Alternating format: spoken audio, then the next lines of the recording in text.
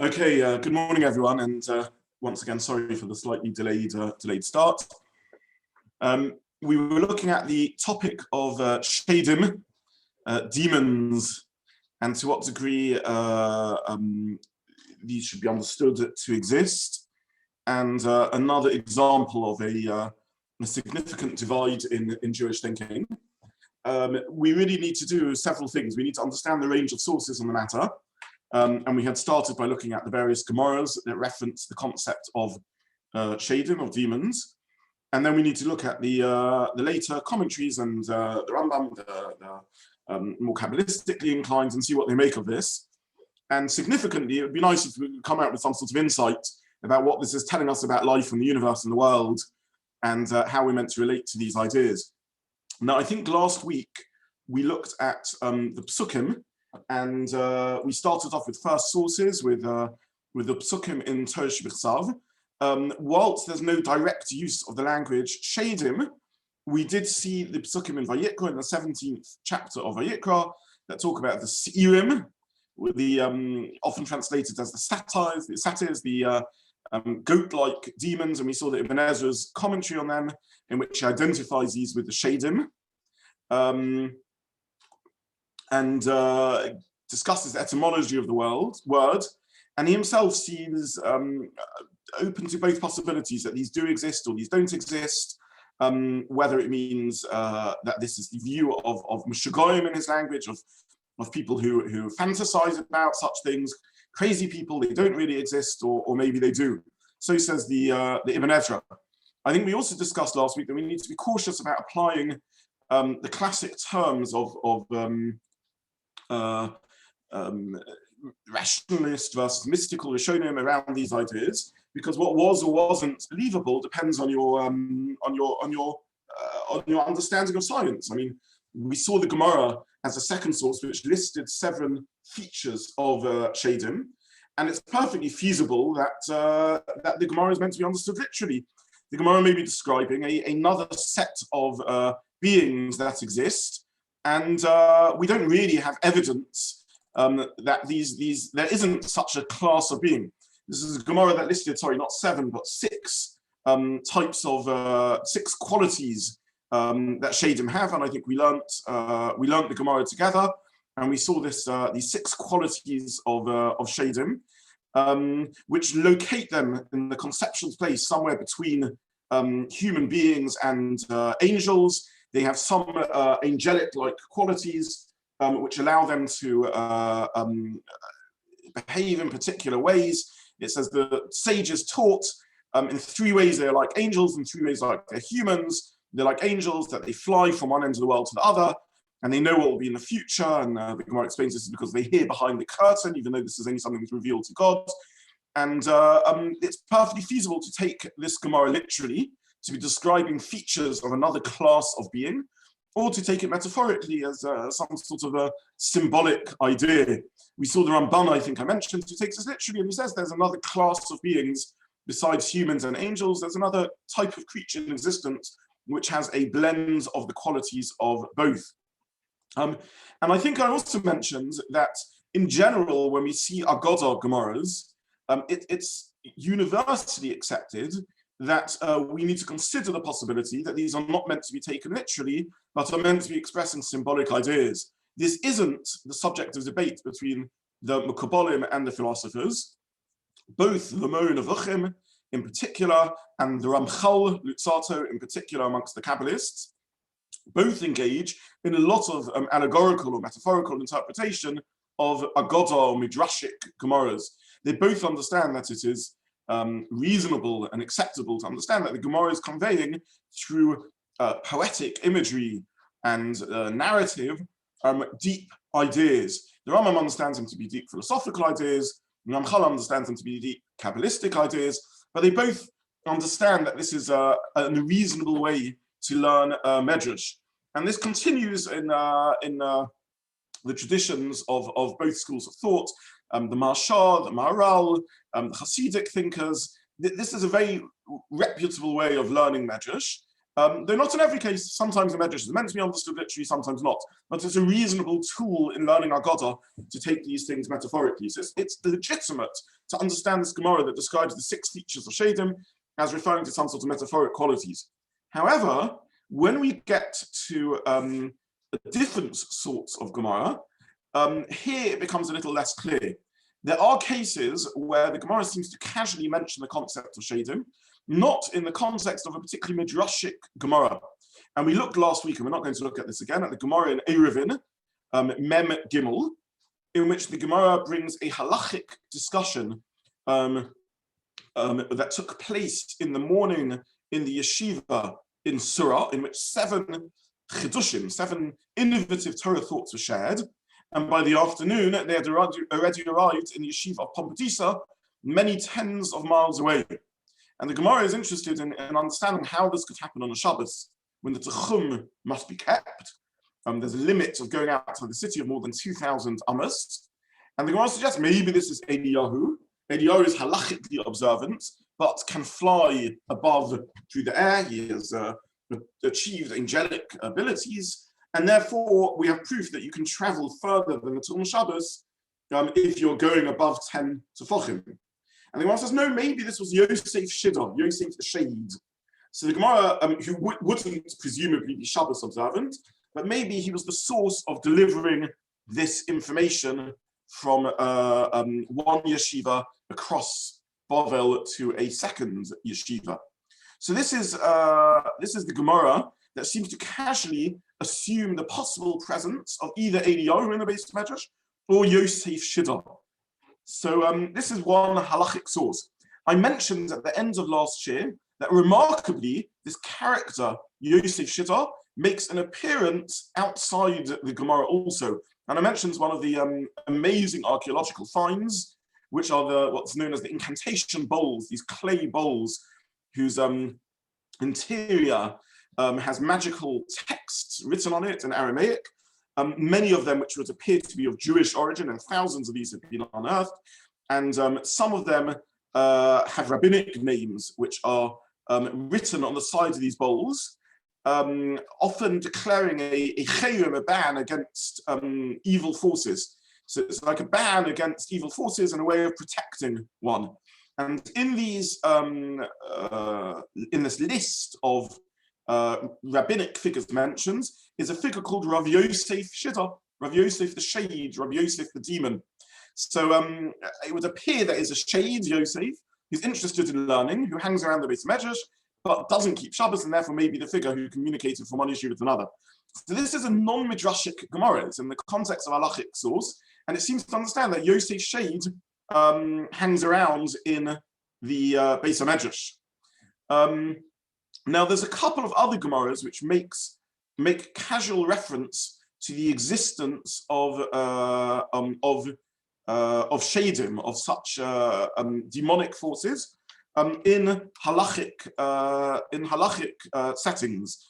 And I just want to spend a little bit of time looking at some of these sources together.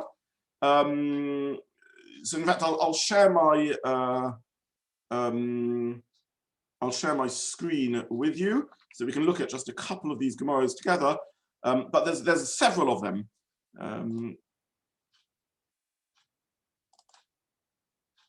Okay, you should be able to see the screen now. Sorry, I have it on the wrong setting. That you're getting all the marks on it. Let me just make it a little clearer. Apologies.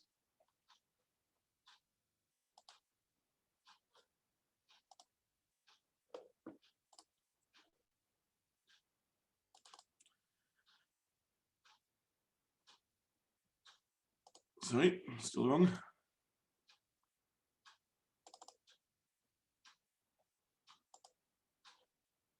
Apologies. Sorry, which screen are you seeing when I share it? Do you see a Gemara that says Psachim Yud, Kuf Yud? Sorry, can someone nod? Can you see a Gemara that says Psachim Kuf Yud? Yeah. Okay, thank you, Leonard. Okay, Psachim Kuf Yud. Can you see my pointer on the screen at the top of the page? Psachim Kuf Yud. Okay. Psachim Kuf Yud. Omar of Yosef. Said Rav Yosef. This is a Gemara in Psachim. Omar li Yosef Shida. Yosef the Shade said to me, Ashmadoi Malka de Shida, Mamunahu Akula Zugi. So the context of this Gemara is something I think I mentioned briefly last week. The Gemara discusses the problem of eating double pairs or drinking pairs of cups. The Gemara is considering the possibility of there being a danger for some reason of drinking pairs of cups. This may be linked to, in Bovel, they were believers in dualism rather than monotheism. They believed in two godly forces, one who is the god of evil and one who is the god of good, one the god of dark, one the god of light. Either way, the Gemara, the Talmud Bavli, says one shouldn't drink 2 cups of liquid, and this is in the discussion of the halachas of the Arba Kosos, the 4 cups of wine that are drunk on Seder night. And Rav Yosef says that Yosef Shita said to me, Ashmadoi Malka de Shita, Mamunahu Akula Zugi. Ashmadoi, the king of the demons, he's responsible for pairs of this concept of pairs. Umalkalo ikri mazik. And a king doesn't busy himself with damaging people. So basically, he cites Rav Yosef Shita, he cites this halachic figure who we met before, and he says a king wouldn't do harm. The one who's responsible for this, there's no reason to fear demons by performing an action in pairs, because Ashmadoi doesn't busy himself with this. So this is the Gemara there. The Gemara also brings a story of Rav Papa. We'll just have a look very briefly at a remarkable story of Rav Papa, which again a demon is casually mentioned. I don't go through all the Gemaras that do this, but just to bring out the extent to which demons are casual figures in Gemara sources. Again, this is a Gemara in Chulin Kufhei. Hahu Bar Shida, Dahava Be Rav Papa. There was a shade, a demon, who lived in the house of Rav Papa. The Gemara says that Rav Papa used him as some form of house servant. Ozal Lasu Maya Minira. He saw people bringing water from the river. Yaakov, and he got delayed. He also Amrile Amay Yaakvus, Amalahu Adacholfi Mai Maroim. Till the bad water passes. He saw that members of Rav Papa's household poured water from the mouth of a pitcher before drinking it, or from it. I wouldn't become delayed. So basically, the demon is sent to fetch water. He tarries on his task. He arrives back at the house of Rav Papa. They ask him why he's late. And he says, because I needed to wait till certain evil waters passed. And then he saw that before they drank, they used to pour the cup out of water. And he says, if I'd have seen that you were careful about this, I wouldn't have been so nervous. In brief, Rav Papa uses a demon as a house servant who worries about the health of the members of Rav Papa's family and communicates to them his concern. So what are we meant to make of all these sources in which demons seem to be casually referenced? So there is a range of approaches to these Gemaras. And again, I want to stress that what's uniquely difficult about these sources is that these are not overtly Agadic Gemaras. They're not overtly sources which are dealing with mysticism. They're rather sources which are dealing with casual day-to-day life. That Yosef the Shade just appears as part of a normal Beit HaMedrash scene in which people want to know a piece of learning and how learning is communicated. He appears in as a house help of Rav Papa. He appears in as Rav Yosef, as advising Rav Yosef about whether one needs to follow or be conscious of the superstition of the double cups of using things in pairs. This is what's interesting about these sources. A third sort of source in the Gemara is explicitly a mystical source. It's explicitly a source which can be understood as midrashic, and therefore perhaps would be open to understanding in a different sort of way.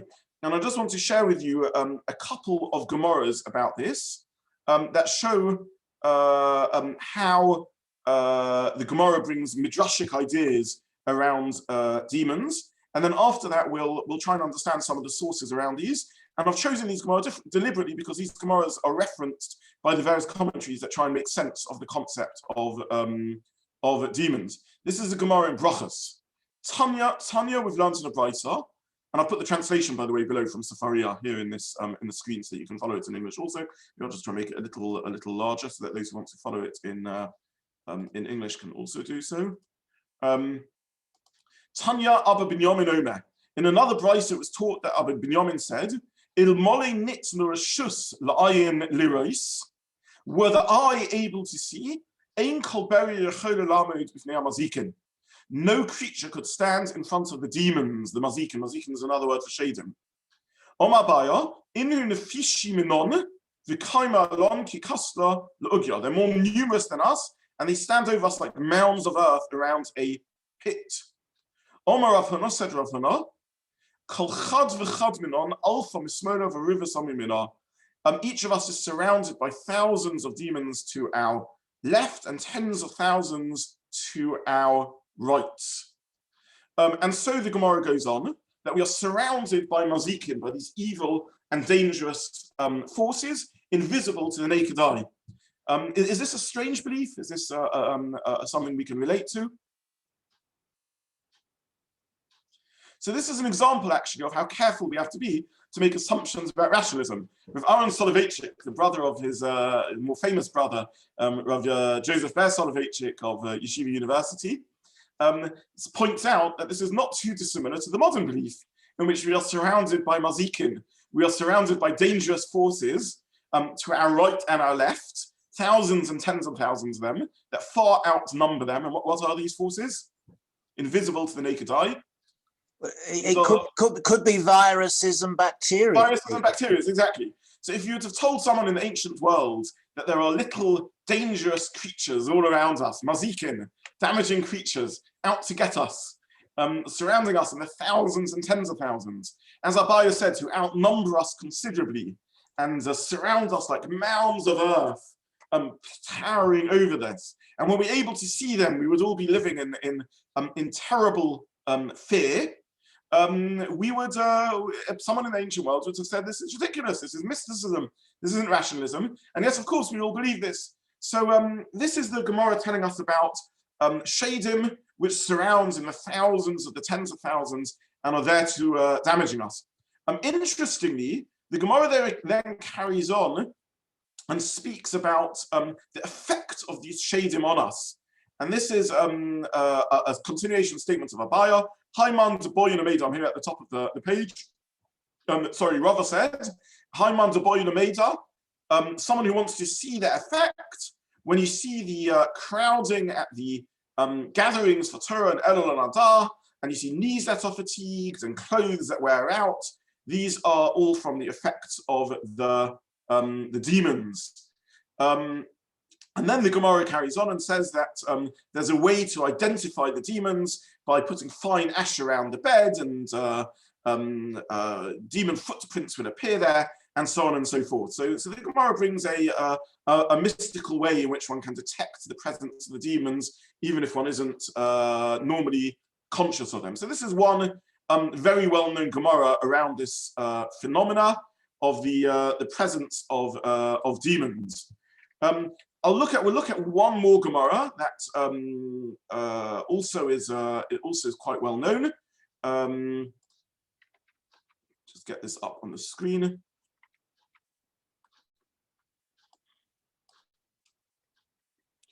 And this is a Gemara in Kedushin, and this will be the last source that we look at inside. Just that we've seen a range of sources. The Gemara in Kedushin, Shoma Abaya. To cover Asahu Mazik Beirabonon, the Abaya. Abaya heard, Shom Abaya to cover Osi. Abaya heard that a figure called Rav Acha bar Yaakov was coming. And it says, Hahu Mazik Beirabonon Abaya. There was a demon in the study in the Beis Medrash of Abaya. To cover Ayil betrain, even when two people would enter. Biyomama, in the daytime, have a mitzvah, they were damaged. So there was a demon that was haunting the Beis Medrash of Abaya, such that even in daytime, when normally demons are less powerful, and even two people coming in at the same time, they would be harmed. So Abaya decided on the following scheme. he knew that the very amazing Rav Acha bar Yaakov is coming to the town, and he said, don't give Rav Acha bar Yaakov ushpiz or lodging. No one should invite him into the town. He'll therefore have nowhere to sleep. Where does a Jew go when they have nowhere to spend the night? They go to the Beis HaMedrash. Eshet the Mizrachish Nissa, and therefore perhaps a nace will occur. So poor Rav Acha bar Yaakov turns up in town. No one invites him in.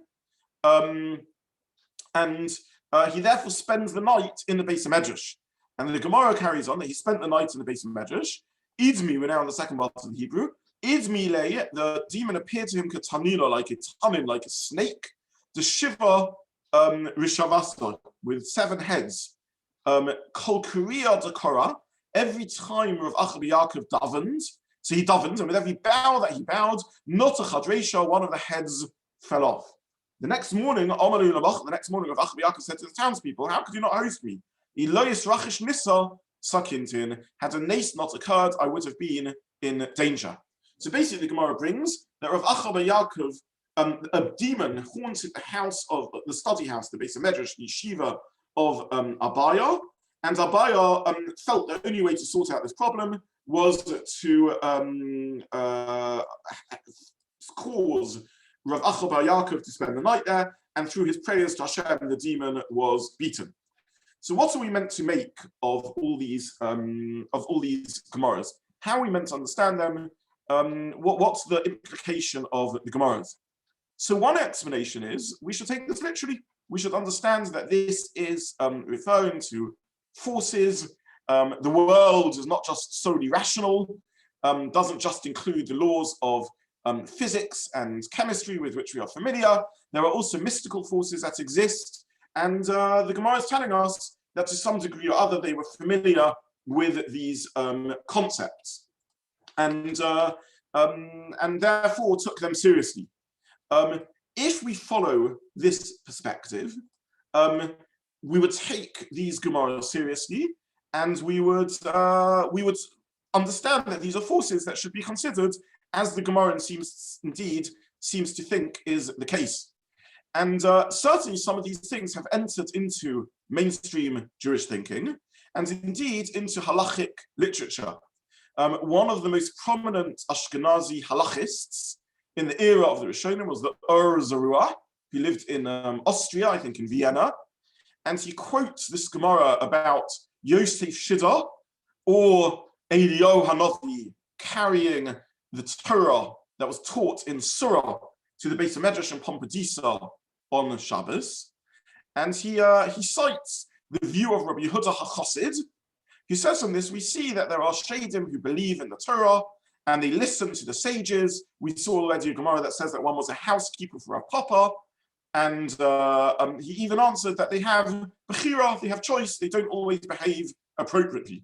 Rabbi Yehuda HaChassid, again, a very prominent Rishon, this time from Germany, and one of the founding fathers of the Hasidei Ashkenaz. So without going too far into Jewish history, there were various pietic movements that arose through the centuries.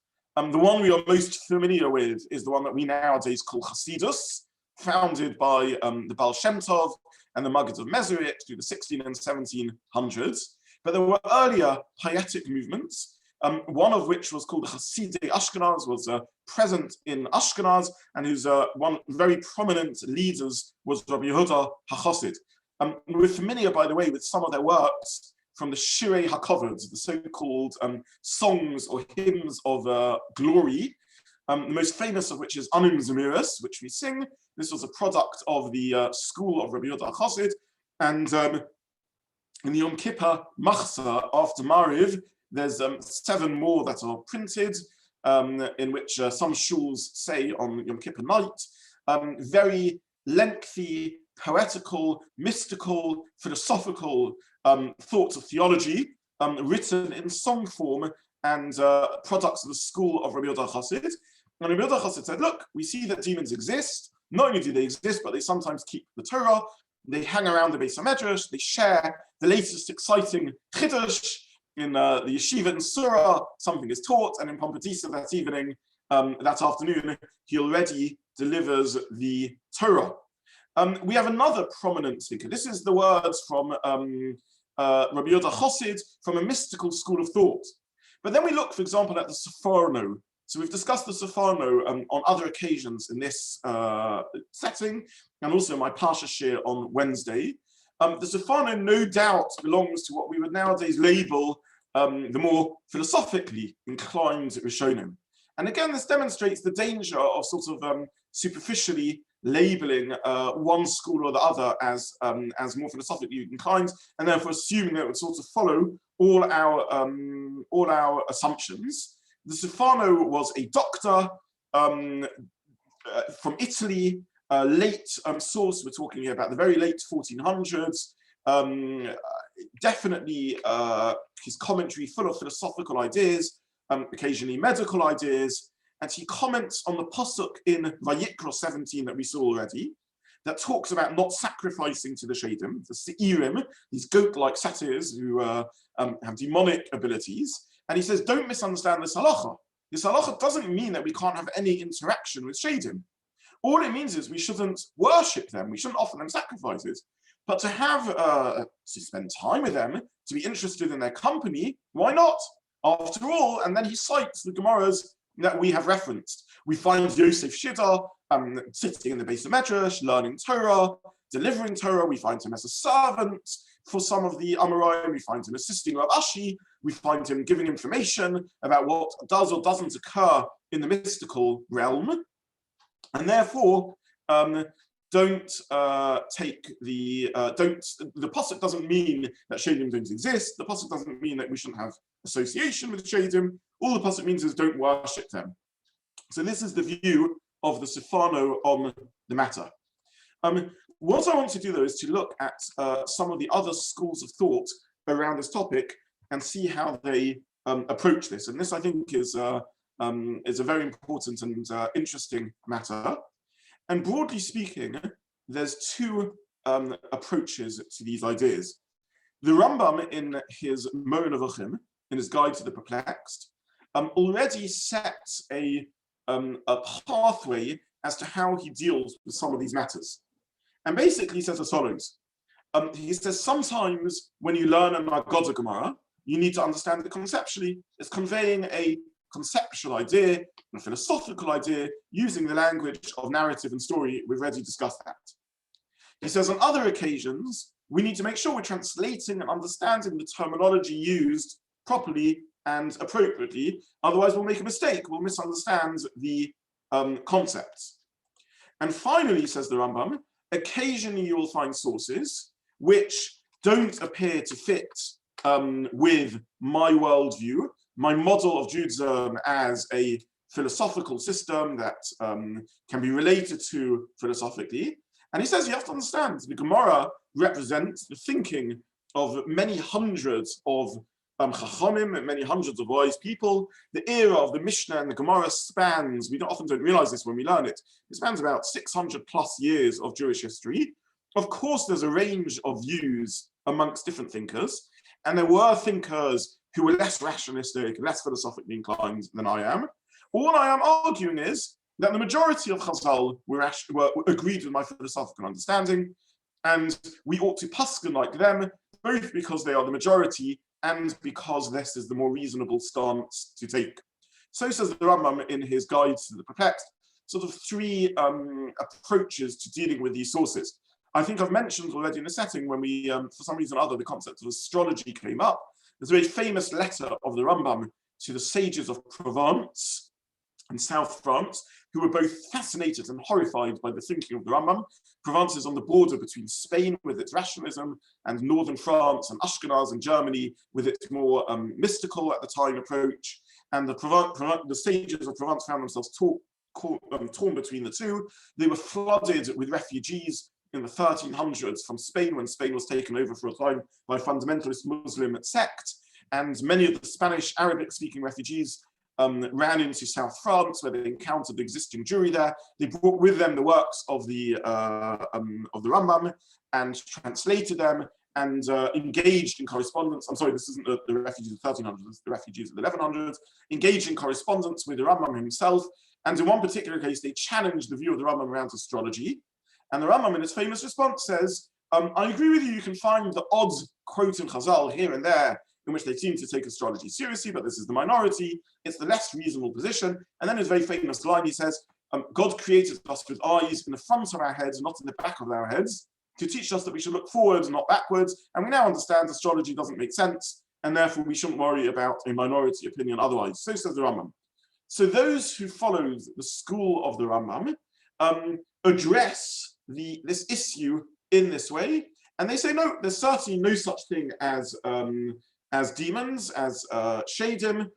We need to understand these concepts a little differently. And what I'd like to do is share with you two sources who address this matter and deal with it in the way that we have described. The first is the Meiri, who is a provincial Rishon a couple of hundred years after the Rambam, but influenced by the thinking of the Rambam, and wrote a commentary, and a very encyclopedic commentary on the Gemara, a very, very important and well-respected commentary amongst the Rishonim, from the era of the Rishonim Meiri lived, and he brings on every sugya, on every halachic discussion, a range of opinions. But what's particularly important and interesting about the Meiri is that he wrote a commentary on the Torah, unlike the Rambam, and therefore we have his views all over the place. And look what the Meiri says on this sugya that we just had a look at now about Yosef Shiddah. Who is this Yosef Shiddah character? What role does he play in understanding these in the Gemara?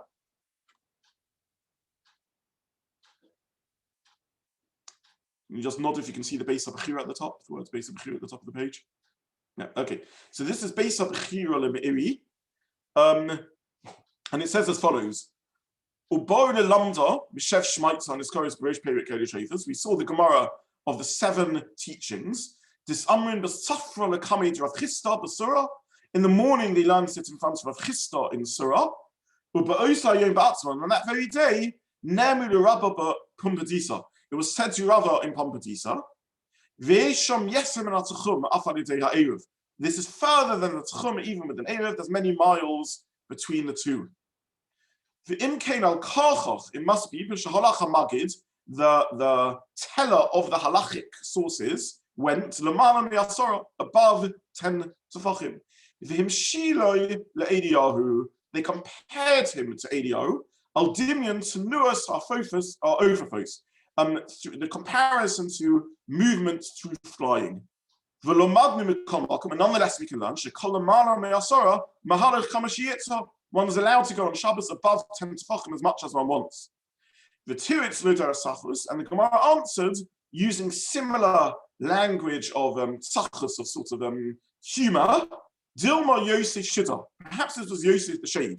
Pishabo Gedola Rabbanim, the great rabbis explain, She'eno Meshameh Shabbos. This is a being who doesn't keep Shabbos. In other words, the Gemara is saying over here that the Meiri, saying over here that the Gemara considers 2 possibilities as to how the Torah traveled many miles on Shabbos in opposition to the halacha that you're not allowed to go outside the Tchum. The first suggestion the Gemara says maybe this is Eliyahu. Says the Meiri, this doesn't mean literally Eliyahu. Eliyahu doesn't hang around the base of Medrash and deliver messages. But since we're taught that Eliyahu became angelic, it's a way of saying a very dedicated Torah scholar who found a way of traveling from one place to the other above 10 tefachim, arguing the view of the Gemara, which is the discussion there in the Sugya, that you're allowed to travel if you are in the air rather than on the grounds more than the Tchum Shabbos. I mentioned last week this is halachic ramifications for someone in the plane or on a boat. You're allowed to travel if you're conveyed above 10 tefachim, even outside the Tchum. And this is an important practical ramifications for doctors who need to travel outside the Tchum and others.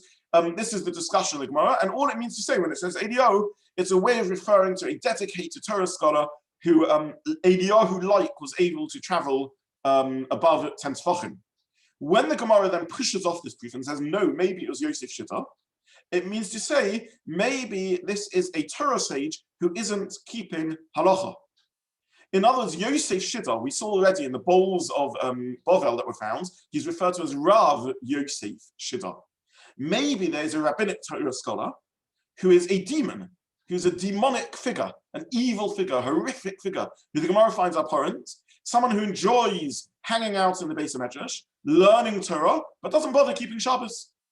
And this figure maybe is the one who delivered the Torah from one yeshiva to another. Now, is this an actual historic figure? Was there someone called Yosef, who was nicknamed Yosef Shiddur, Yosef the demon, because of his horrific behavior, or not? We don't know. As I mentioned, he's found in the bowls of incantations, amongst the list of the names of other rabbis. He's mentioned here in the Gemara as Dilma Yosef Shiddur, maybe it was Yosef the Shade.